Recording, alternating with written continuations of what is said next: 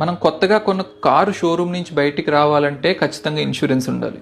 మనం కొత్తగా కొన్న బైక్ షోరూమ్ నుంచి బయటికి రావాలంటే ఇన్సూరెన్స్ ఉండాలి. కానీ ఆ రెండింటిని నడిపి యాక్సిడెంట్ వల్ల ప్రాణం పోయే రిస్క్ ఉన్న మనం మాత్రం ఇన్సూరెన్స్ లేకుండా బయట తిరుగుతాం. ఎవ్రీ ఇయర్ 5,000 to 10,000 ఊరికే ఎందుకు కట్టడం, మనం హెల్దీగానే ఉన్నాం కదా అని అనుకుంటాం.